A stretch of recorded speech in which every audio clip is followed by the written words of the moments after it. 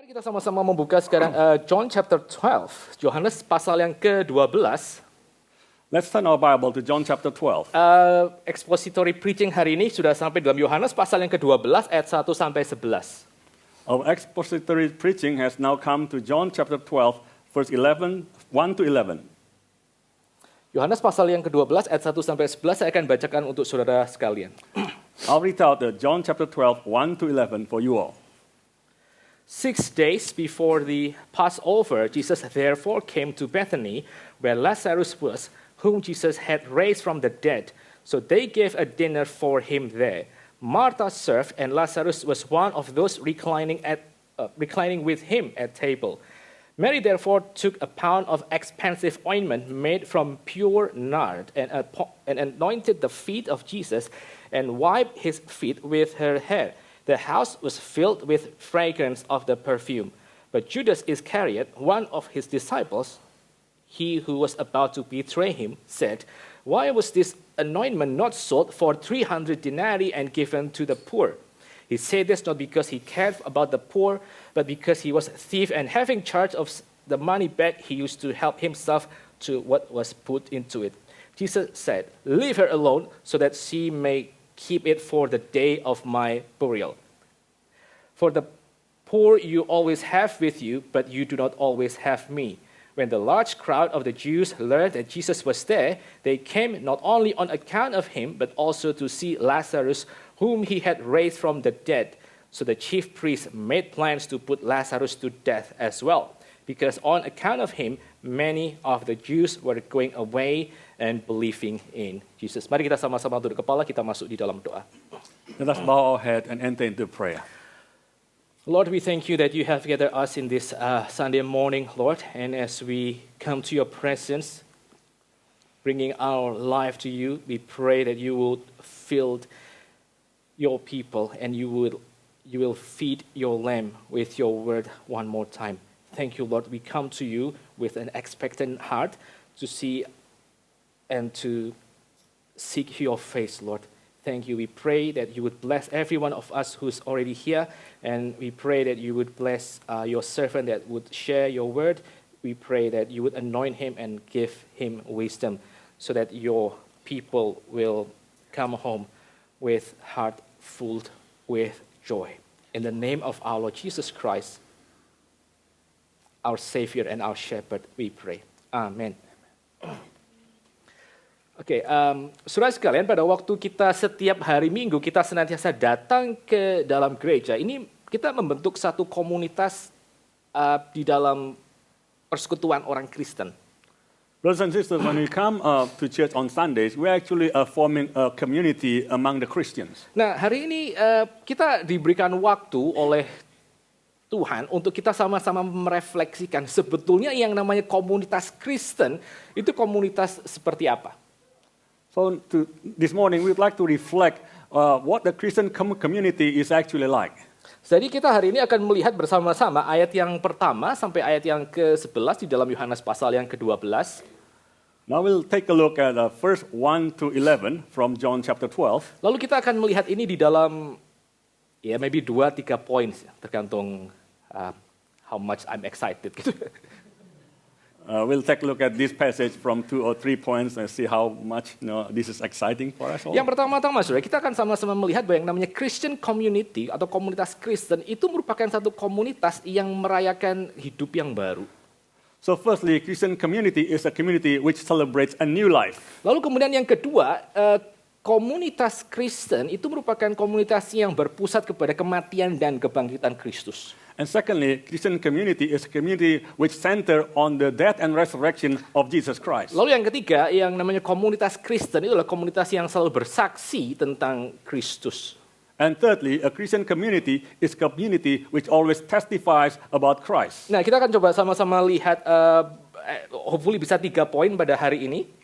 Let's take a look at hopefully 3 points today. Dan kita berharap biarlah kiranya apa yang kita renungkan pada pagi hari ini boleh sungguh membangunkan kita untuk kita mengasihi Tuhan, tapi juga mengasihi umat Tuhan, dan semakin kita mengenal siapakah diri kita di hadapan Tuhan dan juga gerejanya. May what we meditate upon today will make us love God more and God's people more and also know us more and know our church more. Kita sama-sama melihat poin yang pertama, saudara. Yang namanya komunitas Kristen itu merupakan satu komunitas yang merayakan akan hidup yang baru yang Tuhan sudah berikan kepada kita. Now let's take a look firstly that the Christian community is community that celebrates a new life which God has given to us. Kita sama-sama melihat ayat yang pertama sampai ayat yang ketiga. Let's take a look at verse 1 to 3. Saya bacakan sekali lagi untuk kita sekalian ya. 6 days before the Passover, Jesus therefore came to Bethany, where Lazarus was, whom Jesus had raised from the dead. So they gave a dinner for him there. Martha served, and Lazarus was one of those reclining with him at table. Mary therefore took a pound of expensive ointment made from pure nard and anointed the feet of Jesus and wiped his feet with her hair. The house was filled with the fragrance of the perfume. Nah, saudara, pada waktu saudara melihat di dalam bagian ini, komunitas Kristen itu komunitas yang seperti apa, maka ayat yang pertama itu memberikan ada satu keterangan setting waktu yang sangat penting kapan Tuhan Yesus pergi ke rumah Maria, Martha, dan juga Lazarus. So when you take a look at this Christian community being a very community that celebrates life, then we can take a look at the settings here. The setting as to when this happened was that when Jesus came into Mary's house. Jadi ayat yang pertama itu mengatakan bahwa 6 hari sebelum Paskah, Tuhan Yesus pergi ke Betani untuk dia having dinner dengan semua teman-temannya. So the setting was that 6 days before the Passover, Jesus came to Bethany to celebrate with his friends. Jadi Paskah orang Yahudi itu jatuh pada hari Jumat. So the Passover of the Jews falls on a Friday. Lalu kalau dikatakan itu 6 hari sebelum Passover, maka itu berarti jatuh di dalam di dalam Saturday evening, di dalam Sabtu petang. So if you say 6 days before Passover, that means the setting was that on the Saturday late evening. Jadi pada waktu di sini dikatakan bahwa 6 hari sebelum Paskah itu Tuhan Yesus datang ke dalam Betani. So when it is said that it is 6 days before Passover that Jesus came to Bethany, maka kalau misalnya kita mengkaitkan ini dengan kitab Kejadian, saudara, if we relate this to the book of Genesis, di mana kitab Kejadian itu menceritakan bahwa Tuhan menciptakan dunia di dalam 6 hari, where in the book of Genesis it is said that God created the world in 6 days, maka 6 hari yang sebelum Passover Tuhan itu datang, ini kayak semacam semacam kemudian merupakan 6 hari yang akan mencapai puncaknya pada hari yang ke-7 ketika Tuhan akan menciptakan ulang. So when it said that 6 days before the Passover the Lord came, though this is like having the culmination on the 7th day when God would do the recreation. Jadi setelah bagian yang ini, saudara, kalau saudara melihat yang namanya hari yang berikutnya, ada satu kejadian di mana Tuhan Yesus dia pergi ke Yerusalem dan akhirnya orang merayakan akan kedatangannya, triumphal entry. So in this context, when on the next day Jesus would come into Jerusalem and people would celebrate this triumphal entry, itu merupakan satu gambaran di dalam hari yang ke-7 itu bagaimana Tuhan akhirnya bisa menang dan menjadi raja atas semuanya.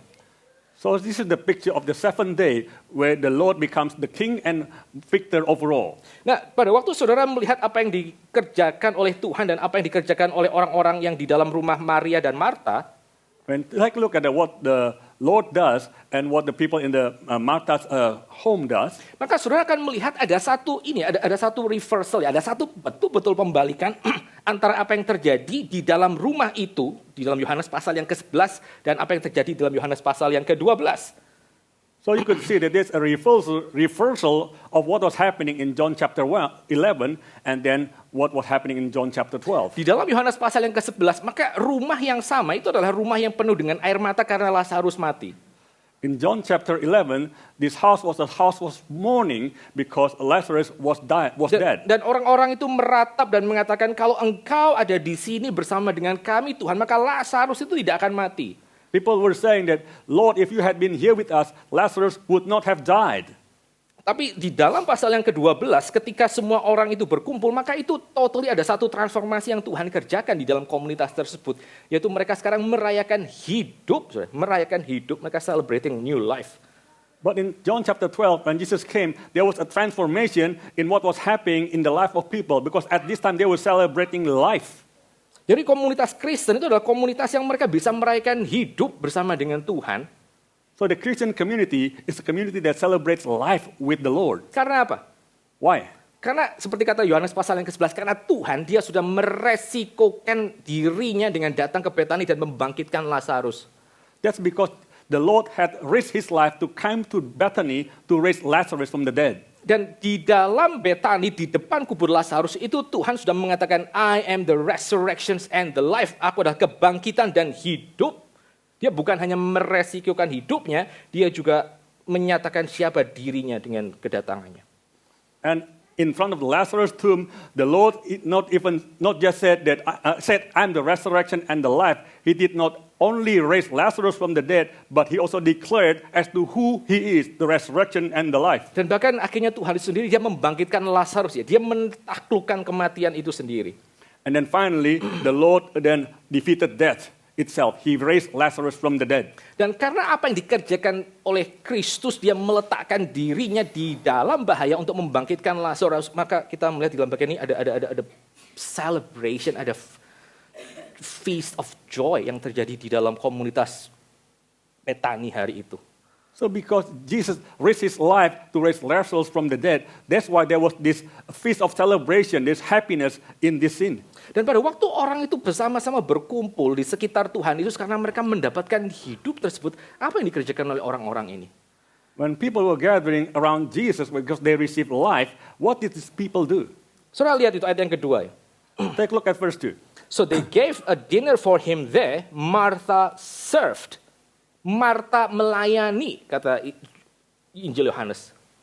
So on verse 2 it says, so they gave a dinner for him there. Martha served. Ini merupakan satu kata yang sangat penting, saudara. Martha melayani, ya kita tahu melayani, melayani, memang orang Kristen harus melayani. Tapi kalau saudara membaca seluruh Injil Yohanes, maka ini adalah pertama kalinya ada orang yang dikatakan dia melayani Tuhan Yesus. Dari pasal pertama sampai pasal yang ke-12, this is the first time kata melayani Tuhan itu muncul. So this word serve is a very important word because from John chapter 1 to 11, it has never been mentioned. This is the first time it has been mentioned that someone served Jesus. Jadi kita melihat ada satu perubahan yang Tuhan itu ini ya, yang Alkitab itu katakan di sini. Ketika Tuhan Yesus hadir dan dia memberikan hidup, maka Martha dia serve Tuhan. So there's a change, transformation here. It is said because Jesus gave life, then Martha then served Jesus. Lalu saudara melihat di sana bukan hanya sekedar Martha, tapi juga terutama ini ya, Lazarus, orang yang penting karena dia dibangkitkan oleh Tuhan. Dia ada bersama-sama dengan Tuhan dan dia menyendarkan kepalanya kepada Tuhan di meja. So in here it's not only that Martha served, it is also said that Lazarus, the person who has been raised from the dead, he leaned his head upon Jesus. Lazarus itu setelah dia dibangkitkan dari kematian, lalu kemudian ada celebration dengan Tuhan sebagai pusat, maka Lazarus itu kemudian tidak ngomong, ya gimana ya, aku udah bangkit, yang penting udah 4 hari dikubur, ini kayak bangkit kayaknya lapar banget gitu, yang penting makan atau 4 hari di gua itu kan ngep banget kan, mending jalan-jalan di Galilee atau di mana, lalu kemudian cari ikan terus makan sendiri, terus having pesta sama teman-temannya. Well, Lazarus itu nggak ngomong gitu, saudara. So after Lazarus was raised from the dead, Lazarus didn't thinking that I was dead for 4 days, now I'm alive. Why don't I go out and look for food and then fill myself with lots of food, having fun with my friends? No, he didn't do that. Fakta bahwa Lazarus itu even setelah dia dibangkitkan, lalu dia reclining with him at the table, reclining dengan Tuhan Yesus di sekitar meja makan, itu merupakan satu gambaran yang penting. But the fact that Lazarus actually was reclining with Jesus at the table, this is a very important depiction. Karena sekali lagi Lazarus itu menekankan bahwa yang namanya the true life itu true life with Jesus. Itu Because, yang namanya hidup kekal, hidup yang mengalami kebangkitan adalah hidup yang ada bersama-sama dengan Tuhan Yesus di dalam intimasinya itu. because this gives a very important depiction because this means that the true life is the life in intimacy with Jesus. Life with Jesus, that's the true life. Yang namanya hidup yang mengalami kebangkitan itu bukan hanya, sekali lagi saya berkali-kali ngomong waktu ini eksposisi Injil Yohanes. Yang namanya hidup kekal itu bukan hanya hidup yang unending itu sampai saudara bisa sampai saudara bisa hidup nggak mati-mati terus seperti itu. Bukan cuman itu hidup kekal itu. I've mentioned a few times that eternal life is not equal to life without end. Tapi yang namanya hidup kekal yang sesungguhnya adalah hidup yang bersama-sama dengan Tuhan. Itu hidup yang kekal dan itu yang ditunjukkan oleh Lazarus. On the contrary, the eternal life is actually the life with God. That is the life that the eternal life that Lazarus showed.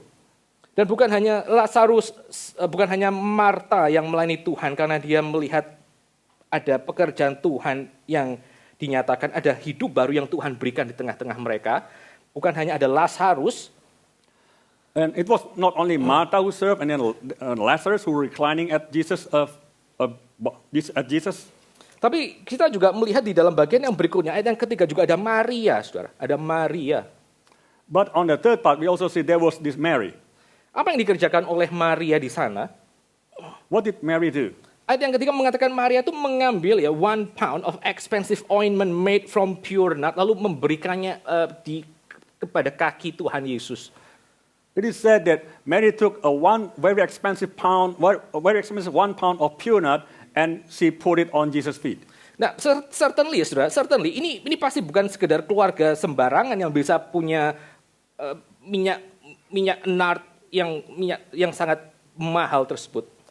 Certainly this was not just a simple family to be able to possess such an expensive pure nard. Tetapi pada waktu kita misalnya melihat di dalam bagian ini, itu minyak yang sangat mahal sampai kemudian harganya bisa 1 tahun gaji itu. Saya nggak tahu gaji. Because the price of this pure nard is worth 1 year's wages. Saya nggak tahu gaji saudara berapa gitu. Kalau saudara punya gaji misalnya berapa? 120.000 NZD gitu.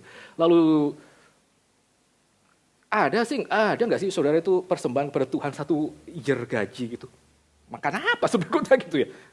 Tapi yang mau saya oke, Pak, yuk ngomong.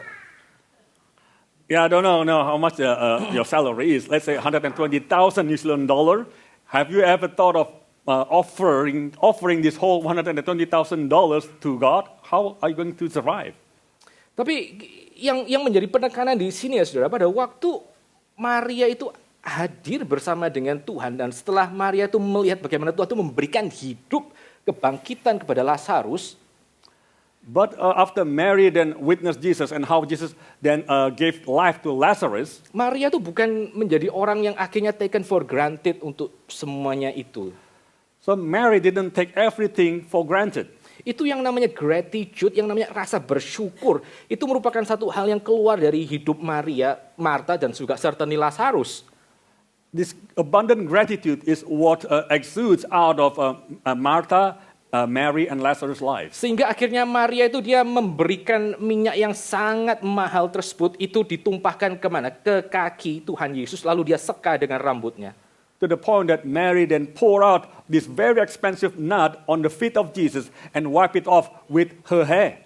Saudara, itu kalau saudara lihat di dalam catatan-catatan orang-orang Yahudi ya, itu satu hal yang sangat-sangat jarang di mana orang tumpahkan minyak bukan di kepala tapi di kaki.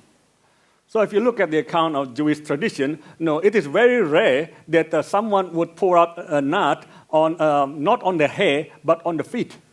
Dan apalagi pada waktu Alkitab mengatakan Maria akhirnya dia melepaskan gulungan rambutnya dan menyeka kaki Tuhan Yesus dengan rambutnya. And not alone when it was said that actually Mary let go of her hair and then wiped off this ointment off Jesus' feet. Tapi itu yang dikerjakan oleh Maria karena dia ini punya gratitude yang luar biasa besarnya kepada Tuhan. But this was done because Mary had such an abundant gratitude to Jesus. Saudara ingat apa yang dikatakan oleh Injil Yohanes di dalam pasal yang ketiga. Remember what it said in John chapter 3? Yohanes Pembaptis itu mengatakan satu kalimat, aku buka tali kasutnya pun tidak layak. John the Baptist said that even to untie his shoe laces, I'm not worthy of it. Padahal yang bagian membuka tali kasut itu merupakan bagian yang biasa dikerjakan oleh budak.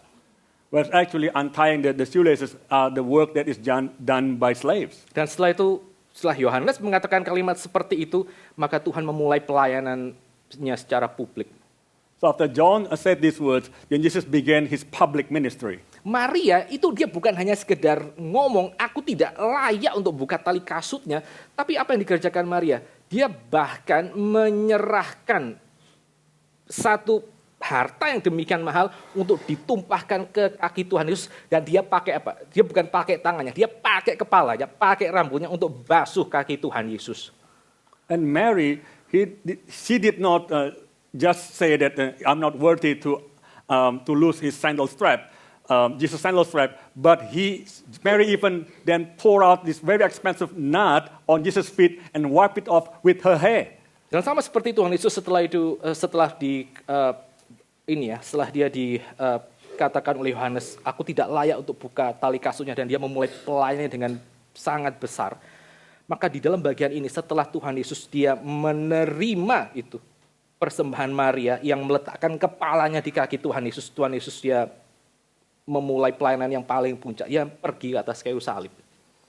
So just like when John said these words, I'm not worthy to lose his sandal strap, then Jesus began his public ministry. Likewise here, after Mary poured out the knot on Jesus' feet and wiped it off with her hair, Jesus began a new ministry towards his death. Jadi kita mau coba sedikit refleksi apa yang kita bisa pelajari di dalam poin yang pertama ya. Let us reflect and learn from the first point. Pada waktu kita sama-sama memikirkan bahwa komunitas Kristen itu adalah komunitas yang berkumpul untuk merayakan hidup baru yang Tuhan itu sudah berikan. When we think about the Christian community, it's community that gathers because of the new life that God has given. Maka kita sebagai orang Kristen kita dipanggil untuk mengingat bahwa kita nih hari ini berkumpul di tempat ini karena kita merayakan apa yang Tuhan sudah kerjakan pada hidup setiap kita. Then we are reminded that we are gathered here this morning because of what God has done in each of our lives. Bahwa bukan hanya satu orang yang katakanlah di dalam tempat ini yang menerima hidup dari Tuhan, tapi kita semua yang berkumpul di tempat ini kita menerima hidup itu dari Tuhan. Not only one particular person who received life from God, but all of us who have been saved have received life from God. Kita satu persatu menerima hidup kekal itu dari Tuhan. Each of us individually receive this eternal life from the Lord. Sehingga komunitas Kristen yang berkumpul setiap hari Minggu ini kita merupakan satu komunitas yang celebrate, yang kita ini bersatu karena kita sama-sama merayakan apa yang sekali lagi Tuhan itu sudah perbuat atas diri kita. So as we gather as a Christian community on Sundays, we are a community which celebrates life for what God has done for us, giving His life for us. Dan pada waktu kita ini memikirkan bahwa kita sebagai orang Kristen, kita mesti berkumpul untuk kita merayakan dengan joyful apa yang Tuhan sudah kerjakan kepada kita. When we as Christian community think about how we should celebrate joyfully for what God has given to us, itu bukannya tanpa disertai dengan kita memberi diri untuk kita boleh lebih melayani Tuhan. This should not be done without us giving more of ourselves to serve God. Itu dua hal yang saudara tidak bisa pisahkan. These are two inseparable things. Semakin saudara itu bersyukur melihat apa yang Tuhan sudah kerjakan di dalam kehidupan saudara, dalam hal ini khususnya untuk memberikan hidup yang baru, hidup yang dari atas itu kepada kita. The more you can see that God has done marvelous things in your life, that in this matter is that has given you this life from above. Maka the more, semakin saudara itu juga terdorong untuk terus melayani Tuhan dan berada di dalam celebration ini. The more you are compelled and motivated to serve God, the more you are in this celebration of new life. Kalau saudara lihat tulisan Yohanes yang lain ya di dalam Revelation misalnya. If you look at another writing of John in the book of Revelation, for example, Rasul Yohanes yang menulis Injil yang sama, dia tulis kitab Wahyu dalam pasal yang keempat dan pasal yang kelima. So the same John wrote a book of Revelation chapter 4 and 5. Lalu apa yang saudara temui di dalam pasal 4 dan 5 Revelation? What do you find in Revelation chapter 4 and 5? Yang saudara temukan di dalam Revelation chapter 4 and 5 itu merupakan klimaks dari apa yang saudara baca di dalam Yohanes pasal yang ke-12. So what you read in Revelation chapter 4 and 5 is the climax of what you're reading in chapter 12. 24 tua-tua dan seluruh ciptaan itu mereka memuji Sang Bapa dan juga Sang Anak. The 24 elders and all the creation then worship the Father and the Son.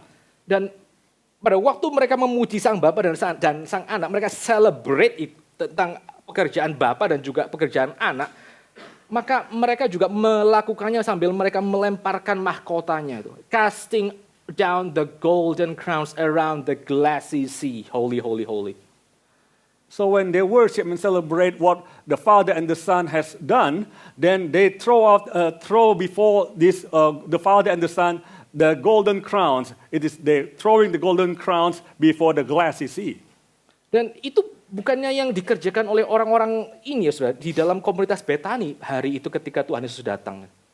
So this is similar to what this community in Bethany were doing when Jesus came. Marta melayani. Martha served. Lalu Maria dia mengeluarkan hadiah yang sangat mahal dan dia meletakkan kepalanya di kaki Tuhan Yesus gitu. Even budak pun mungkin tidak mengerjakan hal itu, tapi Maria itu kerjakan. Mary poured out such an expensive item and then poured it on Jesus' feet, wipe it off with her hair, something that even a slave wouldn't do. Dan kita melihat gambaran Lazarus sekali lagi, dia menikmati intimasi dengan diri Tuhan. And also the depiction of Lazarus where he enjoyed such an intimacy with the Lord. Ini merupakan gambaran dari komunitas Kristen. Komunitas Kristen itu apa sih yang berkumpul setiap hari Minggu? Kita tuh celebrate apa yang Tuhan sudah kerjakan kepada kita. This is a depiction of a Christian community. What is a Christian community? We are a community which celebrates what the Lord has done for us. Komunitas Kristen itu terjadi bukan karena kita punya musuh bersama yang kita harus hadapi. A Christian community are not formed because we have a common enemy that we must fight for. Komunitas Kristen itu bukan terjadi karena kita punya satu goal yang sama yang kita akan coba raih gitu. Seperti kayak teori-teori kayak social theory yang lain. A Christian community are not a community that gathers because we have the common goal, like other association, for Tapi example. komunitas Kristen itu terjadi dan muncul itu karena apa? Karena satu persatu itu Tuhan sudah kasih yang namanya hidup dan kebangkitan, saudara. But the Christian community exists and are formed because the Lord has given life. Jadi pada waktu kita sekali lagi ya berkumpul setiap hari Minggu, kita mesti mohon kepada Tuhan supaya apa yang kita senantiasa kerjakan itu bukan hanya sekedar ritual belaka, bukan hanya sekedar religious activities belaka. So we must pray to God that what we do every Sunday is not a mere religious activity. Satu kali ya, C.S. Lewis itu mengatakan satu kalimat seperti ini tuh. One time C.S. Lewis said this sentence. Di dalam bukunya The Great Divorce. In his book, The Great Divorce. Nanti saya terjemahkan kepada saudara di dalam bahasa Indonesia, tapi dia ngomong kalimat seperti ini. At the end of all things, the blessed, maksudnya kita orang Kristen, the blessed will say, we have never lived anywhere except in heaven. And the lost said, we were always in hell, and both will speak truly, kata C.S. Lewis. Dia mengatakan, so C.S. Lewis say something like, saya ngomong kemana sih? Oke, terjemahan bahasa Indonesianya ya. Pada akhirnya, kata C.S. Lewis, kita akan sama-sama menemukan bahwa orang percaya, orang Kristen, itu akan akhirnya mengatakan kita selama ini itu sudah hidup di sorga. Sementara orang-orang yang terhilang, orang-orang yang tidak percaya kepada Tuhan Yesus, mereka akan ada satu hari di mana mereka mesti mengaku ternyata kita selama itu kita live in hell. Dan semuanya itu benar, kata C.S. Lewis. Dan itu berarti apa tuh? Berarti kita di dalam hidup ini sebagai orang Kristen, kita tuh diberikan oleh Tuhan satu cicipan untuk kita menikmati sorga ketika kita berkumpul dengan sesama kita dan kita berkumpul around Jesus Christ seperti hari ini. What does this statement mean, this sentence that C.S. Lewis said? This means that as a Christian community, we are given a taste of heaven when we are gathered together as a church. Dan pada waktu komunitas ini berkumpul, orang-orang yang punya hidup baru ini berkumpul, mereka belajar untuk melayani Tuhan dan memberikan yang terbaik kepada Tuhan. I mean, when this new community gathers, the community that has been given life gathers, then we learn how to serve well. Dan saya percaya saudara, kayak gambaran seperti ini, ketika orang percaya yang sudah menerima berkat Tuhan itu berkumpul, mereka pada waktu bersama-sama dan melayani, mereka akan punya sukacita yang lebih besar ketimbang ketika mereka sendirian. I believe that when this community of people who have received the blessing from God gather together, we as a collective community will experience a greater blessing than when we just serve ourselves alone by ourselves. Berapa waktu yang lalu tuh saya nonton ada satu dokumentari di Netflix. I once saw a documentary on Netflix. Saya lupa judulnya apa, tapi itu satu kayak studi dokumenter yang menyelidiki kenapa ada orang-orang yang bisa mencapai usia ratusan tahun. Interesting itu. It is a study which try to explain why certain people could live over 100 years. Jadi mereka selidiki di dalam beberapa titik di, I think 5 spot di seluruh dunia, ada di Okinawa misalnya, lalu ada di satu tempat di Italia, whatever city-nya saya lupa gitu. So they did this research on 5 cities. I forget which cities they are. One in Okinawa, one in Italy, and other places. Lalu di dalam setiap tempat itu si researchernya dia berusaha untuk meneliti faktor-faktor apa saja yang menyebabkan orang itu bisa hidup sampai 100 tahun. So in each of these cities, these researchers try to find out why these people could live over 100 years. Nah, saya sih ngomong seperti ini bukan encourage saudara untuk, ya kalau saudara mau hidup 100 tahun sih fine lah, itu. Oke, me personally, saya sih gak terlalu kepengen hidup 100 tahun sih ya. Well, I'm not saying this to encourage you to try to live past 100 years, but it's up to you. But me personally, I don't wish to live over 100 years. Tapi kalau saudara tahu salah satu rahasianya kenapa orang bisa hidup 100 tahun, mungkin saudara ya bisa tertarik gitu. Kalau memang saudara ada kemungkinan untuk hidup seperti ini ya. But if you could really find out the secret of people who can live past 100 years, maybe you could be interested. Di dalam salah satu episode, mereka Netflix itu menyelidiki tentang ada satu kota di Italia di mana sekali lagi orang-orang yang penduduk di sana itu usianya bisa ratusan tahun. So in the research, then in Italy, then they found out that these people in the city could live over 100 years. Nah, salah satu penyebabnya katanya, salah satu faktornya adalah misalnya kota di Italia itu punya satu terrain, satu kontur tanah yang tidak flat itu. Jadi naik turun tangga dan itu dan seterusnya. One of the things that researchers found was that because in this city, the contour of the ground of the city is not level, it's going up and down, so people get a bit of exercise there. Lalu kemudian mereka tik begini, oke, berarti semakin satu kota itu semakin naik turun, maka umur orang akan lebih tinggi karena orang akan dipaksa untuk jalan kaki misalnya. And so they concluded perhaps because the contour of the city is up and down, maybe people are forced to walk and exercise so people can be more healthy. Tapi itu juga terjadi dalam kota-kota yang lain. Tapi ada satu bagian yang saya pikir signifikan untuk kita teliti hari ini. But this type of city also exists in other places. But there's one portion that we want to investigate further. Waktu menyelidiki tentang kota di Italia tersebut, maka ada satu komentar yang dari si hostnya yang itu buat saya mengagetkan. So when they're investigating this city, there's one comment from the host that surprised me. Yaitu di kota itu yang orang itu bisa ratusan tahun hidupnya itu sama sekali tidak ada yang namanya nursing home.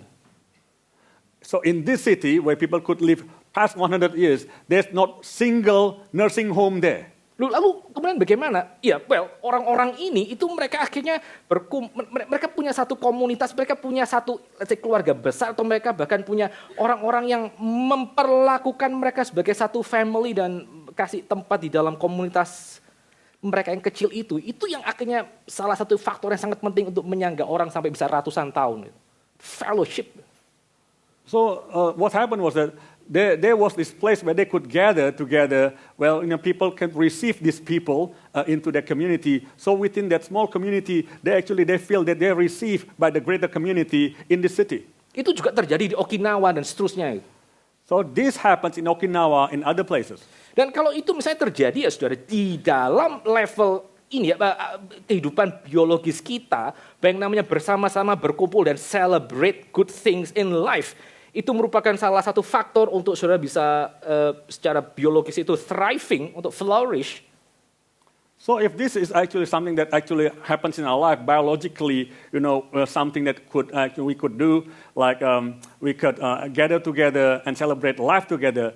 So this is something that actually would help us. Maka saudara bisa bayangkan betapa pentingnya lagi itu yang namanya berkumpul dan celebrate Tuhan di dalam komunitas kita itu penting untuk kerohanian kita sendiri. Untuk kerohanian kita juga bisa thriving and flourish. So you could imagine that this gathering together is something that is very important for us spiritually, for our spiritual life to also flourish. Jadi harap ini boleh menjadi satu renungan buat kita ya. Kita sangat-sangat hari ini tertarik untuk hidup lama, semakin lama mungkin juga semakin baik. So let this be our meditation that we can live longer, and then the longer we live, the better. Tapi sekali lagi kalau hidup yang lama itu tidak dipersembahkan dan tidak diisi dengan menikmati Tuhan dan melayani Dia, sama seperti komunitas di Betani bersama dengan orang-orang yang lain, itu betapa sepinya hidup kayak gitu kali ya. However, if we have a long life, but we do not have this celebration of life like the community in Bethany, how lonely that would be. Bagian yang kedua ya, komunitas Kristen itu adalah komunitas yang celebrate ya hidup baru yang Tuhan itu berikan kepada mereka. Itu bagian pertama. Lalu bagian yang kedua, the second part, yang namanya komunitas Kristen itu adalah komunitas yang itu mereka berpusat kepada kematian dan kebangkitan Kristus. The second part, the Christian community is the community that centered around Jesus' death and resurrection. Saya bacakan ayat yang keempat sampai ayat yang ke-8. I'll read out verse 4 to 8. But Judas Iscariot, one of his disciples, he who was about to betray him, said, "Why was this anointment not sold for 300 denarii and given to the poor?" He said this not because he cared about the poor, but because he was a thief, and having charge of the money bag, he used to help himself to what was put into it. Jesus said, "Leave her alone so that she may keep it for the day of my burial. For the poor you always have with you, but you do not always have me." Nah, soal di dalam bagian yang kedua, kita sama-sama melihat bahwa sekali lagi komunitas Kristen itu fokusnya adalah kepada kematian dan juga kebangkitan Kristus. So again, in the second part, we can see that the Christian community is focused on the death and resurrection of Jesus Christ. Maria itu mengurapi kaki Tuhan dengan minyak nard ya, yang sangat wangi. Mary anointed Jesus' feet with very expensive and fragrant nard. Nard itu apa sih bahasa Indonesia? Narwastu. Narwastu. Oke, minyak narwastu.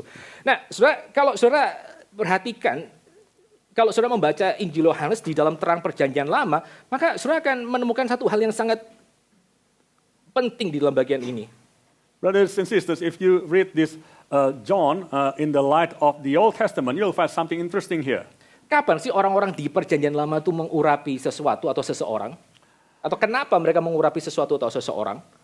When did the people in the Old Testament anoint something or someone? Orang di dalam perjanjian lama itu mengurapi jabatan kayak semacam raja, lalu juga imam misalnya. The people in the Old Testament anointed the role of someone being a priest or a king, for example. Yang namanya tabernakel atau tabernakel kita didirikan itu juga tabernakelnya diurapi untuk Tuhan. As well as the tabernacle when it was erected. Yakub pun dia juga mengurapi itu tempat di mana akhirnya Tuhan menampakkan diri lewat mimpi. Jacob also anointed the place, the stones where he had a dream. Kenapa orang mengurapi seseorang atau sesuatu di dalam perjanjian lama?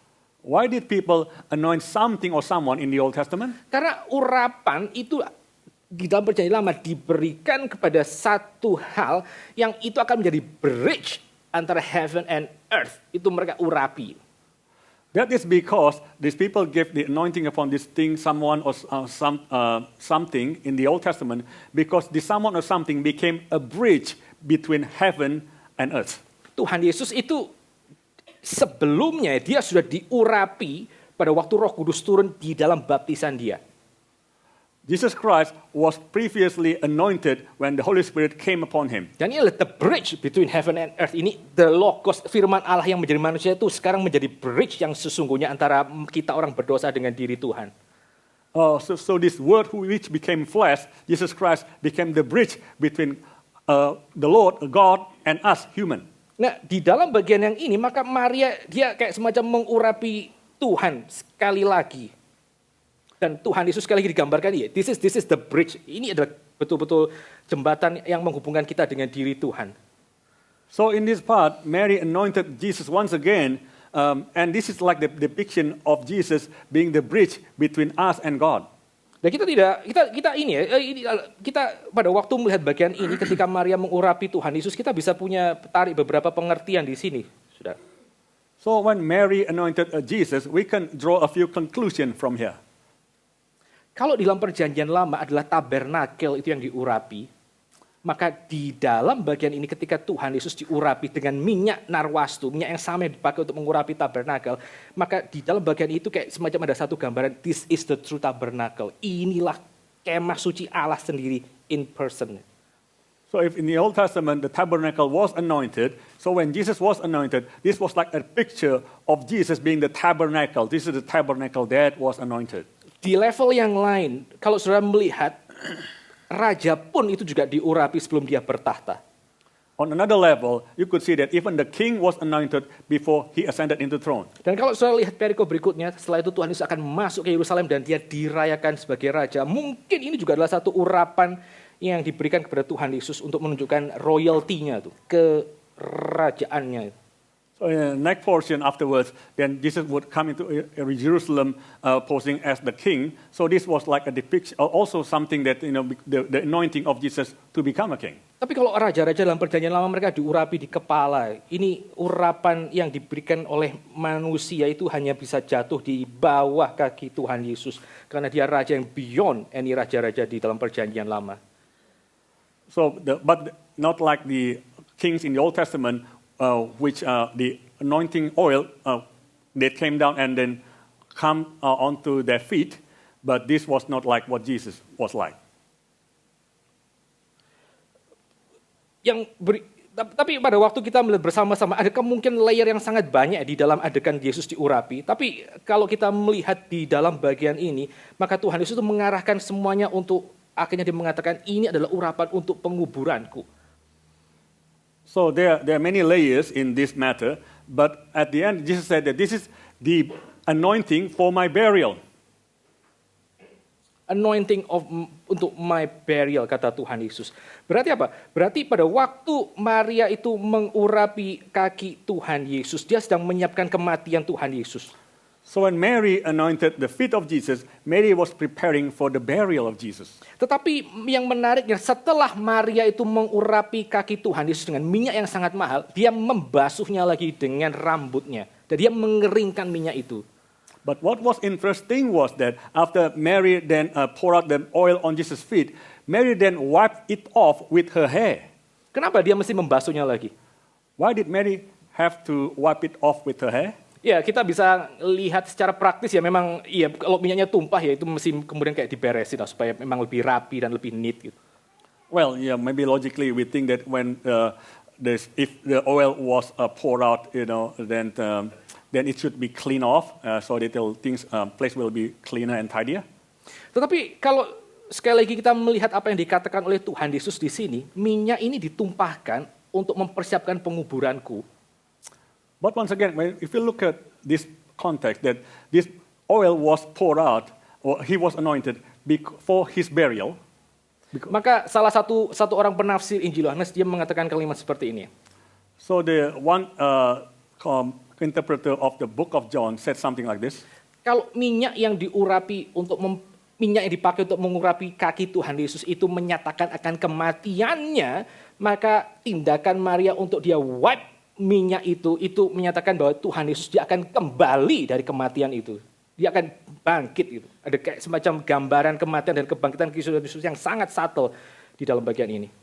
So he said that if the anointing of this pure nard oil on Jesus' feet was pointing towards Jesus' burial, so the wiping off of this oil of his feet was depicting of his resurrection. Itu komunitas Kristen, saudara. Komunitas Kristen adalah komunitas yang itu berpusat kepada kematian dan kebangkitan Kristus. So Christian community is community that focuses on the death and resurrection of Jesus. Pada waktu orang-orang di Betani itu bisa berkumpul dengan penuh sukacita karena mereka melihat Lazarus yang mati itu bangkit kembali dan mereka merayakan itu sebagai satu hidup yang diberikan kepada komunitas mereka dengan penuh sukacita. When the community in Bethany could gather together and celebrate life because Lazarus who was dead was then raised from the dead. Maka komunitas orang Kristen itu harusnya punya sukacita yang jauh lebih besar lagi. Karena apa? Karena kita di dalam zaman ini kita melihat bahwa yang mati dan bangkit itu bukan hanya sekedar Lazarus ya, tapi Yesus Kristus sendiri yang dia mati dan dia bangkit untuk kita. So we in this age, we should have greater joy because who was dead was not only Lazarus, but it was Jesus who died and then rose again from the dead for us. Kalau saudara lihat kematian kematian Lazarus dan kematian Tuhan Yesus itu ada perbedaan yang luar biasa besarnya yang diberikan oleh Alkitab dalam John's Gospel. If you take a look here, there's a great difference between the death of Lazarus and the death of Jesus. Bedanya apa? What's the difference? Kalau saudara melihat pada waktu Lazarus mati, maka dikatakan Lazarus itu sudah mati 4 hari dan bau mayatnya itu sangat-sangat menyengat. So it was said that when Lazarus died, he was already dead for 4 days and the smell was really bad. Pada waktu Tuhan Yesus mati, Alkitab itu mengatakan, John's Gospel, bahwa mayat Tuhan Yesus itu dibungkus dengan begitu banyak herbs dan juga parfum sampai sekitar 70 sampai sekitar 35 kilo untuk bungkus tubuh Tuhan Yesus. Itu menandakan apa? Menandakan kematian Tuhan itu tidak menimbulkan stench. Whereas in the case of the death of Jesus, Jesus' body didn't emit this bad smell because it was wrapped with such a large amount of spices, about 35 kilos, so that there was no bad smell, actually fragrant smell coming out of Jesus' body. Jadi kita kalau di dalam melihat bagian ini kita menemukan bahwa kematian Tuhan Yesus adalah kematian yang menimbulkan fragrance itu. Justru fragrance, bukan stench. So we could see here that actually the death of Jesus is a death that produces fragrance, not stench. Pada waktu Lazarus itu bangkit, maka Tuhan Yesus itu mesti kasih tahu orang-orang, kamu mesti unwrap itu Lazarus tuh, unboxing Lazarus dari linennya yang bau bangkai tersebut. When Lazarus was raised from the dead, then people had to unwrap him from his grave clothes. Sampai dikatakan itu kain yang menutup mukanya itu juga harus kamu buka. And even the face cloth that wrapped his face had to be unwrapped. Waktu Tuhan Yesus bangkit, ingat apa yang dikatakan Yohanes dalam pasal yang ke-20. But when Jesus arose from the dead, do you remember what John 20 says? Itu linen yang membungkus Tuhan Yesus itu masih ada di tempatnya, lalu kain yang menutup wajahnya itu terlipat rapi. It says that the linen that wrapped Jesus' body was still in its place, and the cloth that wrapped Jesus' face was tidily wrapped. Berarti ini satu kebangkitan yang kualitasnya tuh beda dengan kebangkitan Lazarus. Tuhan Yesus itu bangkit bukan sama seperti Lazarus bangkit. Dia bangkit dengan kemuliaan yang jauh lebih tinggi dari apa yang dialami oleh Lazarus. So this is showing what? This is showing that Jesus' resurrection was a far more glorious resurrection than Lazarus was. This is shown in this matter. Dan itu yang kita baca di dalam bagian ini, saudara. Kalau orang-orang Betani itu mereka bisa bersuka cita karena mereka Lazarus itu mati dan bangkit lagi secara fisik, maka betapa kita tuh sebagai orang-orang Kristen yang kita berkumpul di tempat ini dan merayakan kematian dan kebangkitan Kristus, kita harusnya punya sukacita yang jauh lebih besar dari apa yang terjadi di Bethany. So if the community where Lazarus was so rejoicing because of witnessing Lazarus' resurrection from the dead, we as people, God's people now, we should have much greater joy of witnessing the resurrection of Jesus Christ. Tapi pertanyaannya, saudara, seberapa banyak orang itu yang bisa, seberapa dari kita itu yang kita betul-betul bisa appreciate ini ya, bagian ini, bahwa kita tuh dibawa untuk menikmati kematian dan kebangkitan Kristus setiap kali kita berkumpul. But how many of us can truly appreciate this? That we actually, every time we are gathered together, we are brought into the time of enjoying this death and resurrection of Jesus Christ. Di dalam bagian ini saudara menemukan ada satu figur yang lain, figur Yudas. We could find another figure here by the name of Judas. Yudas itu pada waktu dia lihat Maria menuangkan minyak narwastu yang sangat mahal, dia protes. Itu minyak terlalu mahal dan bisa dikasih sama orang miskin. Judas, when he saw Mary poured out this expensive nard on Jesus' feet, he then complained, "Why is this not given to the poor?" Dan dia tidak bisa menikmati sukacita yang diberi, yang kemudian dialami oleh keluarga Bethani tersebut, saudara. Judas could not enjoy the happiness that this family at Bethany were experiencing. Dia nggak ngerti kenapa Maria mesti menumpahkan minyak yang demikian mahal untuk Tuhan Yesus. He could not understand why Mary had to pour out such an expensive nard on Jesus' feet. Dia juga pastinya tidak mengerti soal kematian dan kebangkitan yang Tuhan Yesus itu katakan sebelumnya. And he certainly did not understand the death and resurrection that Jesus had said previously. Di tengah-tengah pesta yang merayakan hidup yang baru, di tengah pesta yang merayakan akan kehadiran Tuhan yang sebentar akan memberikan hidupnya dan bangkit, ada orang yang itu dia sangat-sangat keberatan dan sangat-sanget terganggu dengan celebration yang seperti itu. In the midst of the situation where actually people were celebrating life, and then Jesus was going to give his life, lay down his life, and then rise again from the dead, pick it up again, then there's this person who could not enjoy all the celebration and be concerned about this expensive nard. Saudara, kalau saudara lihat bagian ini, ada Yudas yang protes kenapa Maria buang minyak demikian mahal. Itu menunjukkan apa? Itu menunjukkan dia sama sekali nggak ngerti itu air mata dan juga kedukaan Maria, Marta, dan yang kehilangan saudaranya.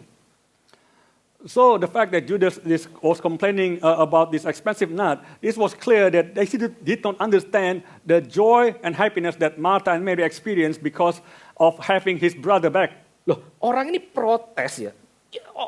Let's say, kita kalau misalnya kena terminal ill, cancer stadium 4 atau whatever cancer lah gitu. Kita akan keluarin dana luar biasa banyaknya kalau bisa untuk menyelamatkan hidup kita atau hidup orang lain. Even though itu mungkin hanya sekedar berapa tahun ke depan.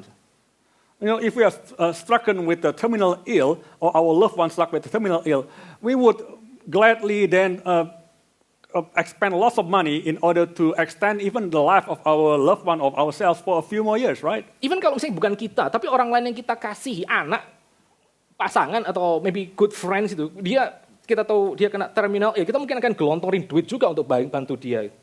Even if it's not ourselves, maybe our spouse or our children or someone we love dearly, then we will probably then take out a lot of money for them to heal pada them. waktu misalnya ya orang itu kemudian betul-betul sembuh dan bersih, itu kita rasa itu semua yang kita kasih ke dia itu worth it, every single penny itu betul-betul layak untuk mendapatkan hidup itu balik.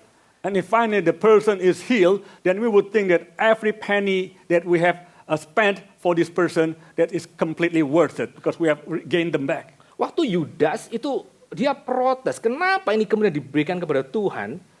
So when Judas protested, why was this given to the Lord? Itu simply menunjukkan bahwa dia tuh nggak ngerti. Dia tuh tidak ada air mata ketika Maria dan Marta kehilangan Lazarus. So this simply showed that he did not understand, nor did he have any tears, shed any tears for the grief of Martha and Mary. Karena dia nggak ada tears, karena dia nggak ada air mata, makanya dia juga nggak bisa ngerti sukacita itu. Because he did not shed any tears, then he could not understand the joy and happiness. Pada waktu dia protes kenapa ini diberikan, itu seakan-akan dia pikir, ya orang mati bangkit itu kayak ya itu kan everyday events gitulah, itu just my cup of tea, orang mati bangkit seakan-akan. So, when he was complaining about why this pure nard is poured out on Jesus' feet, so, he was, in his mind, he was thinking like, well, people die and then rise again from the dead. That's a common thing. Ada sesuatu yang blocking itu, visinya Yudas, saudara. Ada satu hal yang menutupi pikirannya Yudas untuk mengerti siapakah Tuhan Yesus. There's something that's blocking Judas' mind to understand who Jesus truly is. Dan Alkitab itu mengatakan, yang blocking dia itu apa? Yang blocking dia itu apa? Yang blocking dia itu adalah duit itu. Just do it yang blocking itu. And the Bible says, the thing that blocks his mind, his vision, is the money. Yeah. The money. Alkitab mengatakan Yudas itu adalah pencuri.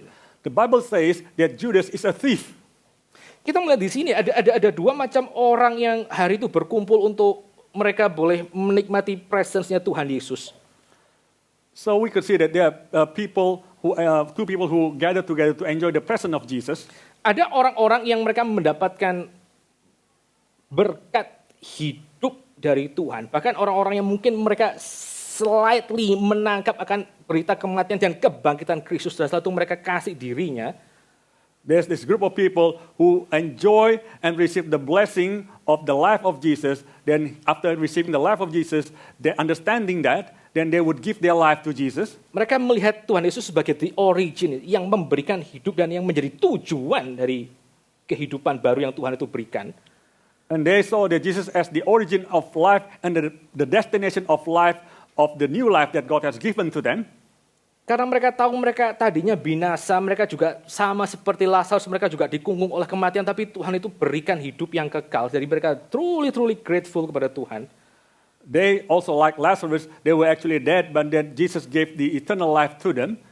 Tapi juga sebagian ada orang yang katakanlah seperti Yudas, yang dia ada di sana dan dia simply melihat itu Tuhan Yesus itu hanya sekedar means untuk mencapai goal dan agendanya dia. Apa itu? Ya duit. On the other hand, there was this group like Judas who saw Jesus just as a means for a goal. What is their goal? Money. Itu betul-betul kontras dengan apa yang terjadi dengan diri Maria, Marta, dan juga Lazarus. This is a very stark contrast with what happened with Martha, Mary, and Lazarus. Pada waktu di dalam bagian ini kita merenungkan ada orang-orang yang bersuka cita karena mereka memiliki Tuhan Yesus ya, yang sebentar akan memberikan hidupnya bagi mereka. Yang disimbolkan oleh Maria kasih minyak dan basuh kaki Tuhan. So in this portion we can see that there are people who then rejoice because there was Jesus who would then later on give his life to them. Ada juga orang yang berusaha untuk pakai Tuhan untuk benefit dirinya sendiri. But there's also another group of people who would use Jesus for their own advantage. Ya sekali lagi kita di dalam bagian ini kita mesti sebagai orang Kristen ya kita juga mesti berefleksi kita termasuk yang mana gitu. So as Christians we need to reflect upon this ourselves. To which group do we belong? Kalau saudara ada di dalam komunitas gereja ini gitu ya, apakah saudara datang kemari untuk celebrating life yang Tuhan itu berikan? If you are in the community of this church, are you here to celebrate life that God has given? Apakah saudara di sini untuk celebrating Jesus Christ yang dia memberikan hidupnya lewat kematian dan juga kebangkitannya yang itu beyond kematian dan kebangkitan orang lain? Do you celebrate Jesus who has given his life? He died and then he rose again. He gave his life for the benefit of other people. Ataukah kita itu bisa di sini tanpa kita bisa celebrate diri Tuhan karena kita blocked oleh sesuatu? Or are we here not being able to see and celebrate the life that Jesus has given because we are blocked by other things? Saudara, orang di dalam dunia itu pasti mencari yang namanya hidup. In this world, people must seek what is called life. Hidup itu bisa didapat dari berbagai macam cara tergantung latar belakang kita. Life could be obtained through many ways, depending on our backgrounds. Ada orang tuh percaya bahwa yang namanya hidup itu bisa didapat kalau dia sudah nikah itu hidup itu.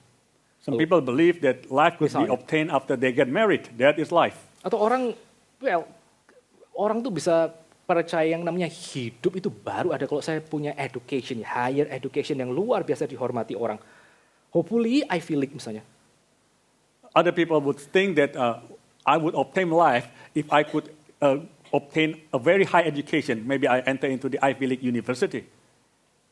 Keluar lulus dari Harvard atau Yale atau MIT, waduh ini benar-benar life gitu. Mendapatkan hidup di dalam kelimpahannya. Orang tuh bisa cari hidup lewat title. If I could graduate from Harvard, Yale, or MIT, that would be life because this would be great. People could obtain life, think that obtain life from the titles they obtain. Orang tuh cari hidup lewat careers gitu ya, lewat karir, lewat hobi, lewat investment. People seek for life through career, hobby, and investments. Iya, atau sekarang orang juga cari hidup melalui health gitu. Or people also find life through health. Saya satu dua hari ini, mungkin satu minggu ini, saya tuh lagi mikir ada lagi terekspos dengan satu metode diet baru. In the past 1 week, I was obsessed with this new diet method. Saya zaman dulu tuh, saya pernah ngelakuin yang namanya vegan diet. In the past, I have I had done what's called vegan diet. Pokoknya selama beberapa bulan tuh makan sayur terus dan betul-betul berat badan turun. So I would eat vegetables only for a few months, and truly my weight dropped. Karena itu bisa katanya make your life and health itu betul-betul luar biasa progress. Because it is said that it could make your life and health progress so much. Loh, minggu ini tuh saya baru tahu ada namanya diet namanya carnivore diet. No vegetables, cuma beef. But this past week, I just discovered that it's what's called carnivore diet. There's no vegetable, only beef. Terus saya pikir ini heretik apa lagi nih? Like, makan beef itu kan heresy gitu misalnya gitu. So I'm thinking, what kind of heretics is this? Lalu ya, tapi anyway itu banyak katanya penelitian dari Harvard dan segala macam katanya kalau saudara mau hidup lebih sehat ya just eat beef lah, be a carnivore diet seperti Jordan Peterson dan seterusnya. There's some expert opinion from Harvard and all that if you want to be healthy, eat just diet on meat, beef. Saudara, saya mau kasih tahu ya, orang itu bisa cari hidup lewat berbagai macam cara. I'll share with you that people can try to find life through many ways. So, saudara mau cari hidup lewat pernikahan, lewat karir, lewat hobi, lewat education, itu Tuhan mungkin kasih kepada saudara. Saya percaya mungkin Tuhan akan kasih kepada saudara. You want to find life through career, hobby, education, and so on. I believe that God may be able to give it to you. Tapi saudara jangan lupa satu hal, kalau saudara belajar, sekali lagi ya, Injil Yohanes, but you may not forget, if you study the book of John, seperti yang saya sudah sempat sharing 2 minggu yang lalu, as I've shared 2 weeks ago, itu setiap blessing dari Tuhan itu akan pointing to Jesus kalau saudara itu benar di dalam dia. So, ini pointing to Jesus. Every blessing from God would point to Jesus if you truly are in Jesus. Saudara, orang cari hidup lewat apa? Lewat roti, lewat financial security. Tuhan kasih roti. People try to find life through what? Through money, through financial security. And people give that. Tapi jangan lupa, setelah itu God give that. Setelah itu Tuhan bilang apa? Tuhan bilang, I am the bread of life. Aku roti hidup. But do not forget that afterwards, that Jesus said, I am the bread of life. Tuhan lihat orang yang sudah buta dari lahir. Betul-betul tidak bisa melihat dari sejak sudah betul cacat dalam kandungan. Tuhan kasih penglihatan. Matanya bisa lihat kembali. Dia dapat hidup. Someone who was born since birth. Then when Jesus saw him, Jesus gave him sight, gave him life. Dan Tuhan bilang, I am the light of the world. Aku itu terang dunia. Semua berkat yang orang terima itu pointing to Jesus. And then Jesus said, I am the light of the world. Every blessing that someone receives should point to Jesus. Dan di dalam bagian ini ya, yang namanya Yudas itu dia anti Johannine. Dia anti dari agenda Injil Yohanes yang berusaha untuk pointing every blessing dari tangan Tuhan itu kepada diri Tuhan sendiri. So Judas is anti-Johannine, which is, every blessing should actually point to Jesus alone. Jadi sekali lagi di dalam bagian ini sudah kita mesti betul-betul merefleksikan diri kita sendiri. Waktu kita tuh jadi orang Kristen dan kita every single day kita tuh menerima berkat dari Tuhan. Itu setiap berkat itu pointing lebih jelas kepada Tuhan Yesus enggak sih? We should reflect this upon ourselves. Every blessing that we receive every day in our lives, do this blessing point us to Jesus? Orang-orang yang betul-betul bertumbuh di dalam Tuhan ya, the great spiritual giants itu. People who truly grow in their spiritual life, the spiritual giants, itu semakin mereka terima berkat dari Tuhan, itu mereka semakin berani lepas. Bayangin nggak itu orang-orang kayak gitu? These people, the more they receive blessings from God, the more they are bold, they are willing to let go. Orang-orang seperti missionary seperti C.T. Studd, lalu pengkhotbah seperti Martin Lloyd-Jones itu karyanya luar biasa besarnya kalau mereka mau tetap tinggal, tapi mereka bisa lepas gitu. Just live freely and lightly. People like C.T. Studd and then Martin Lloyd-Jones, if they want to hang on to their career, they could be such great people, but they'll let this go. Karena mereka tahu every single blessing itu pointing kepada Tuhan Yesus sendiri. Because they knew that Johannine framework of mind. Because they knew that every blessing should point to Jesus alone. They have this Johannine mindset. Jadi sekali kita mesti tanya, kita ada di dalam pihak yang mana? Kita apakah kita makin bisa mengerti pentingnya Tuhan Yesus yang sudah mati dan bangkit itu, ataukah kita actually selama ini menjadi Kristen ya kita just expecting, ya gue dapat apa lagi dari Tuhan? Gitu. So in which camp are we in? Do we realize that that the blessing that we have received because Jesus' death and resurrection, or do we continue to seek more blessings from God? Oke ya, poin pertama, orang berkumpul untuk celebrate new life. Yang kedua, orang Kristen berkumpul untuk celebrate Jesus Christ yang mati dan bangkit. So again, first point, people gather to celebrate Jesus who has given, celebrate the new life that Jesus has given. And then also secondly, people gather together to celebrate Jesus who died and was resurrected again. Shortly, poin yang ketiga, ayat 9 sampai 11. And thirdly, just briefly, from third point from verse 8 to 11, 9 to or 11. 9 to 11. Komunitas yang dibentuk oleh Tuhan Yesus itu juga komunitas yang itu witnessing Tuhan Yesus kepada orang lain. The community that Jesus has formed is also a witnessing community to other people. Lazarus yang sudah bangkit, yang dia reflecting kematian kebangkitannya Tuhan Yesus, itu dia akan dibunuh. So Lazarus, who was raised from the dead, he actually was reflecting also the death and resurrection of Jesus Christ. He was hunted to be killed. Orang yang berkumpul, yang menikmati hidup baru, orang yang komunitas yang berpusat kepada Kristus itu pasti dengan sendirinya dia akan reflecting kualitas karakter Tuhan Yesus kepada orang lain. The community that celebrates life, community that centers on the death and resurrection of Jesus Christ, this must be the community that also give witness to other people. Dan saudara bisa, saya persiapan bagian ini saya juga gak habis pikir, Lazarus waktu diancam mati dia takut atau enggak ya? I'm also wondering when Lazarus was hunted to be killed, was he afraid or not? Saya percaya dia enggak sih. Well, ini just my guess ya. Dia enggak karena dia tahu apa itu kematian dan dia tahu apa itu artinya berjumpa dengan Tuhan. So I think that he was not afraid because he knew what that meant and he knew what meeting with Jesus means.